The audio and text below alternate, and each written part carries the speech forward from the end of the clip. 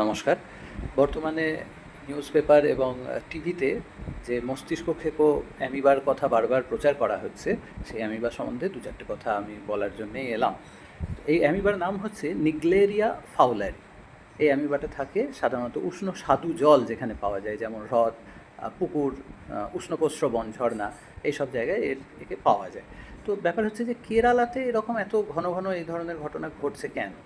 না, কেরালাতে না সারফেস যে জল, সারফেস ওয়াটার যেটা, মানে খোলা জল, যেমন ধরুন পুকুর, কুয়ো, এইরকম উৎসগুলোর না পরিমাণ প্রচুর বেশি। কেরালাতে আপনার বেড়াতে গেলে দেখতে পাবেন যে সেখানে চারিদিকে জলে জলময় আর কি, এরকম খোলা জল, সারফেস ওয়াটার যেটাকে আমরা বলছি, সে তার পরিমাণ যথেষ্ট বেশি।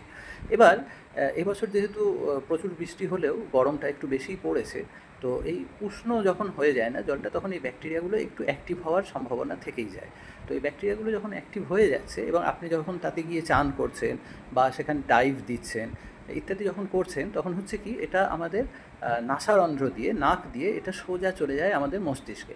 মস্তিষ্কে যাওয়ার পর এটা কি করে, এটা আমাদের ব্রেনের যে টিস্যু আর সেলগুলো আছে সেগুলোকে না এক এক করে ধ্বংস করতে আরম্ভ করে। অপরিষ্কার সুইমিং পুলও কিন্তু এর একটা উৎস হতেই পারে। এর ফলে যে রোগটা আমাদের হয়, যে সংক্রমণটা ঘটে, তার প্রাথমিক নাম হচ্ছে প্যাম, প্রাইমারি অ্যামিবিক মেনিনগো এনসেফ্যালাইটিস, সংক্ষিপ্ত নাম প্যাম। তো এনসেফ্যালাইটিসে যেমন হয়, জ্বর হয়, খিঁচুনি ভাব আসে, গা বমি বমি করে, বমি হয়, ঘাড়ের কাছটা শক্ত হয়ে যায়, সেই রকম সমস্ত লক্ষণ এক্ষেত্রেও দেখা যায়। এবং এই রোগে একবার, এই অ্যামিবা একবার আপনার শরীরে ঢুকে পড়লে 7 থেকে 10 দিনের মধ্যে আপনার সমস্ত উপসর্গগুলো প্রকট হতে শুরু করে। সেটা একদিনেও প্রকট হতে পারে। এই রোগটা একদমই নতুন কোনো রোগ নয়। 2016 সালে প্রথম এটা কেরালায় ধরা পড়ে।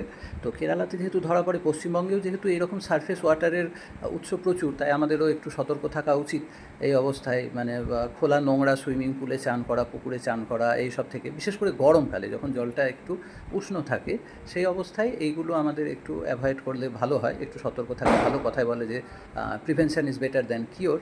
তো যাই হোক, এর কিওর একদম নেই এরকমটা নয়, এর কিওর আছে। মস্তিষ্কে এমআরআই করে তারপর ডাক্তাররা এগুলোর ট্রিটমেন্ট করার চেষ্টা চালাচ্ছেন, তবে সবই ট্রায়াল পর্বে রয়েছে। হ্যাঁ, আর এই অ্যামিবা একবার প্রবেশ করা মানেই যে মৃত্যু, মিডিয়া যে প্রচারটা করছে সেটা সর্বতোভাবে সত্য নয়।